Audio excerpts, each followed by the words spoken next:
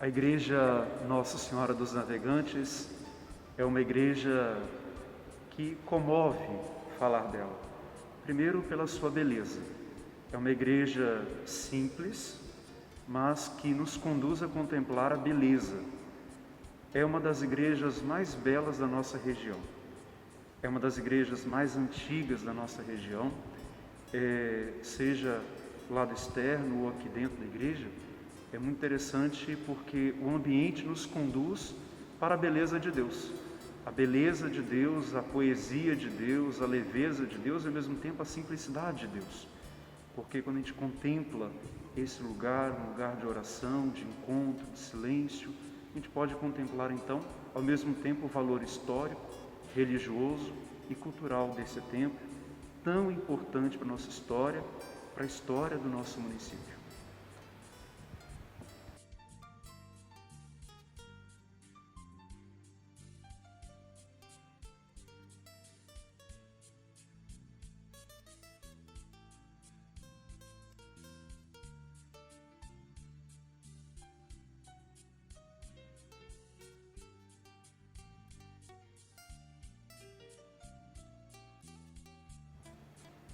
A devoção a Nossa Senhora dos Navegantes é importante para entender a história de construção desta igreja.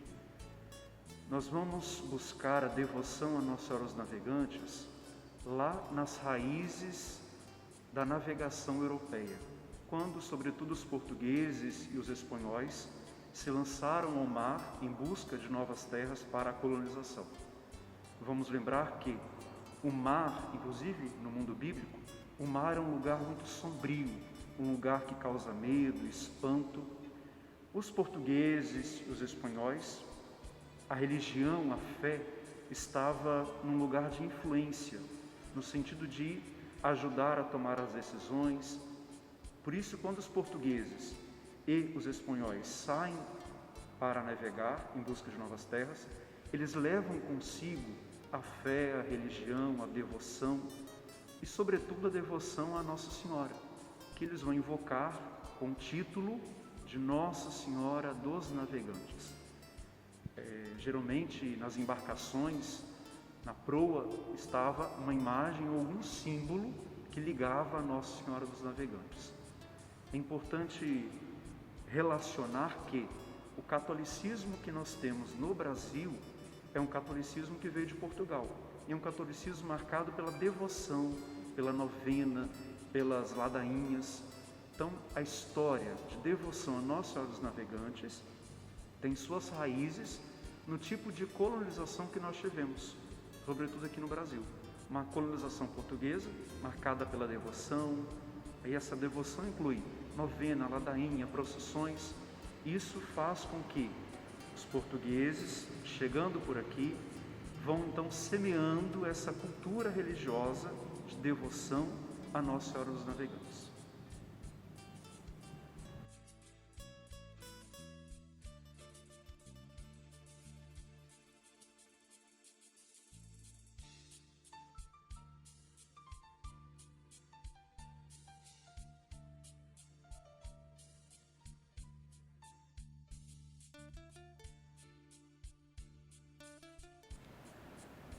A construção da Igreja de Nossa Senhora dos Navegantes é uma verdadeira aula de história, é uma beleza.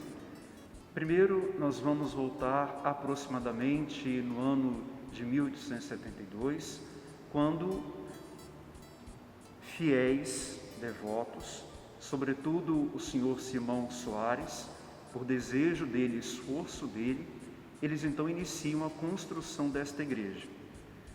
A construção, ela é marcada sobretudo por momentos difíceis, porque havia uma crise financeira.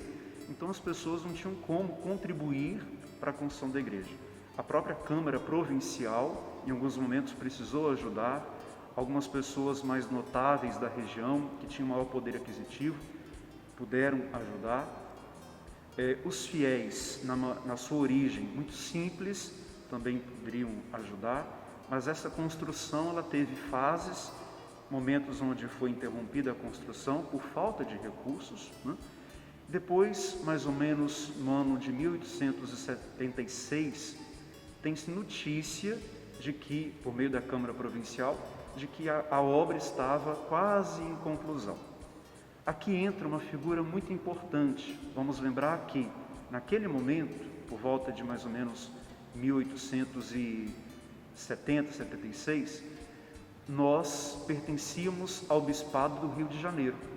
Não existia, como é hoje, as dioceses divididas, essa questão eclesiástica. Nós pertencíamos, todo o Estado do Espírito Santo e parte de Minas Gerais pertencia ao Bispado do Rio de Janeiro. O bispo Dom Pedro Maria Lacerda, que era bispo então da diocese do Rio de Janeiro, ele autoriza em 1886 a conclusão da igreja. Isso é importante porque no ano seguinte, em 1887, na sua segunda visita pastoral na província do Espírito Santo, Dom Pedro de Lacerda dividiu a diocese do Rio de Janeiro em províncias. Então, quando ele veio visitar a província de Vitória, ele passa por aqui, na igreja Nossa Senhora dos Navegantes, em 1987. Aqui, neste lugar onde nós estamos, isso emociona, isso encanta, essa dimensão da beleza da história, ele celebra a missa. Nesta missa, ele abençoa a igreja e autoriza os fiéis a se reunirem para cultos de devoção, as suas orações, suas ladainhas. É importante lembrar que essa figura, Dom Pedro Maria Lacerda, é uma figura muito importante para a igreja, sobretudo do Rio de Janeiro, mas também para nós, porque até então ele era o bispo da região, né? Ele era uma figura importante, inclusive politicamente falando. Ele vai influenciar várias decisões, inclusive do Império. Ele depois escreve uma carta, que isso influencia a nossa região também, motivando que aqueles que tinham homens e mulheres escravizados pudessem fazer todo um processo, um caminho, vamos dizer assim, de libertar aqueles homens e aquelas mulheres. Então, uma figura importante, e ele escreve, ele faz isso movido pela fé, também como bispo e também como uma pessoa política. Mas voltando, então ele celebra aqui a missa, autoriza os fiéis a se reunirem. A partir daquele momento, então, a igreja abençoada, concluída, os fiéis começam a se reunir. Em 1908, o bispo Dom Fernandes, já bispo do Espírito Santo, autoriza que aqui nesta igreja fossem celebradas a Santa Missa, de acordo com as normas do Vaticano, de acordo com as normas canônicas, isso em 1908. Então, agora, a igreja, a Capela Nossa Senhora dos Navegantes, nesse momento, estava sob o domínio da diocese do Estado do Espírito Santo. Havia ainda apenas uma diocese no Estado. Isso em 1908. Em 1936, vejam como foi um processo, um caminho. Em 1936, começam os festejos, como nós conhecemos mais ou menos hoje, Nossa Senhora dos Navegantes. Ou seja, a missa, a procissão no rio Itapemirim, as embarcações, pequenas embarcações, puxadas às vezes por um rebocador, iam até a vila do Itapemirim, levando a imagem de Nossa Senhora dos Navegantes, os pescadores. Vamos lembrar que naquele momento, e isso é importante, os pescadores eram, na sua maioria, católicos e devotíssimos a Nossa Senhora dos Navegantes. É uma história de devoção, porque acreditavam que de fato ela era a Senhora dos Mares, Senhora da Pesca, Senhora da Abundância, Senhora da Bênção. Então a devoção, ali em 1936, os festejos eram grandes festejos, de reunir muitas pessoas. Depois, com o passar do tempo, aqui é importante lembrar um outro fato importante. A mãe do senhor Simão Rodrigues, ela que foi a doadora das imagens de Nossa Senhora dos Navegantes e São Francisco de Assis. Essas duas imagens, elas vieram de Portugal, eram imagens de madeira, de valor inestimável. Só que nós temos aqui uma ferida, algo sofrido para o município de Marataízes e também, sobretudo, para a nossa comunidade. As duas imagens, Nossa Senhora dos Navegantes, São Francisco, que vieram de Portugal foram roubadas. Entraram aqui na igreja e roubaram muitas outras coisas, mas sobretudo essas duas imagens. Isso foi agora não tão distante de nós, aproximadamente em 1994, entraram, roubaram as duas imagens e nunca mais encontraram. Então o que temos aqui hoje, da imagem Nossa Senhora dos Navegantes, é uma réplica, claro, mas é uma ferida que nós trazemos, né? De não poder ter esta imagem, a imagem que veio de Portugal, doada pela mãe do senhor Simão Rodrigues. Aquele que lá atrás, vamos retomar, foi um dos que motivou e, sobretudo, vamos dizer assim, colocou a mão na massa para construir esta igreja, né? Os festejos de Nossa Senhora dos Navegantes, nós já estamos celebrando mais de 130 anos dos festejos de Nossa Senhora, é sempre um momento muito bonito. Aqui, nesta igreja, um elemento importante da história e que, quem sabe, no futuro a gente vai se alegrar ainda mais. Foi batizada Irmã Cleusa.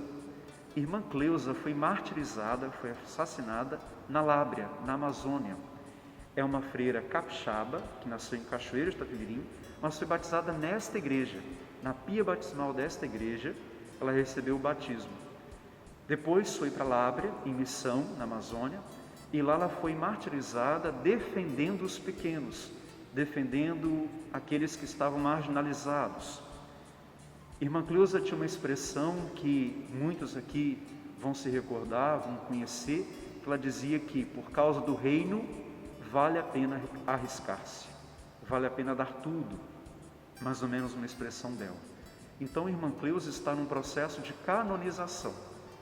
Isso vai ser, quem sabe daqui a algum tempo, motivo de alegria para esta igreja, para esta comunidade. Pode ser a primeira santa capixaba e batizada na igreja Nossa Senhora dos Navegantes. Um fruto bonito também da devoção a Nossa Senhora dos Navegantes.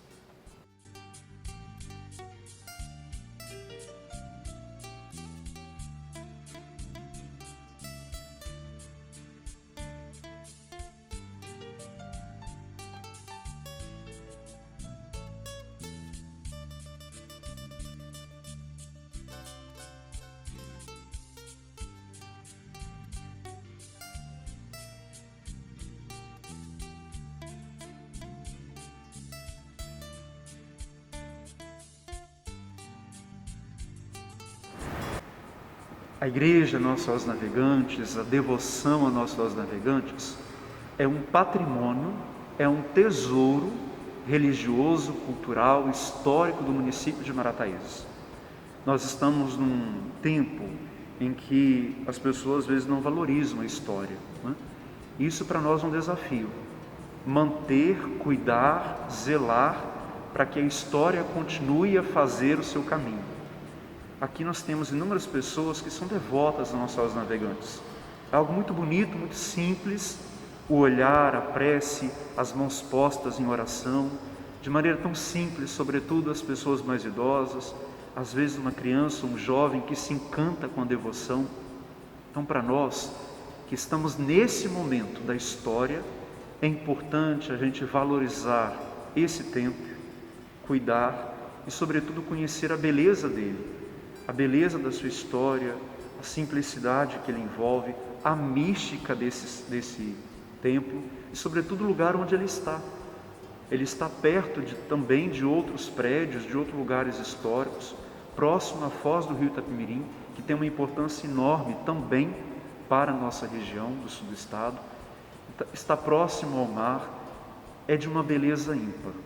Por isso, esse momento também é de nos assumir como responsáveis por guardar o tesouro, a beleza da devoção a Nossa Senhora dos Navegantes, essa história tão bela de fé, mas também por guardar, cuidar da beleza deste templo.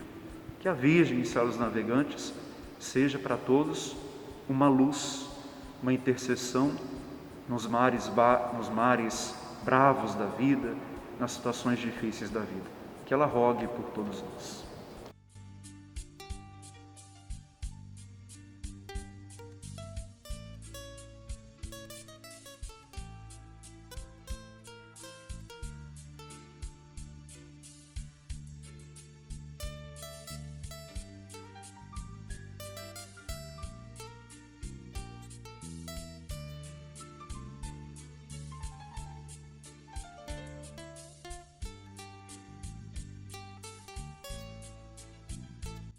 Uma campanha para a reforma, é uma igreja centenária, onde necessitamos de muitos ajustes.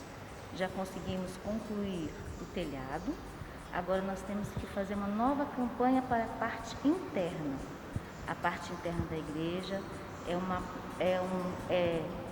precisa e necessita de pessoas específicas para restaurar, que são imagens antigas, as paredes são antigas, então vai necessitar de uma campanha maior.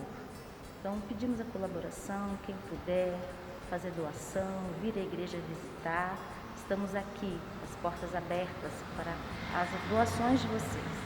Então nós agradecemos a todos que puderem colaborar com essa campanha.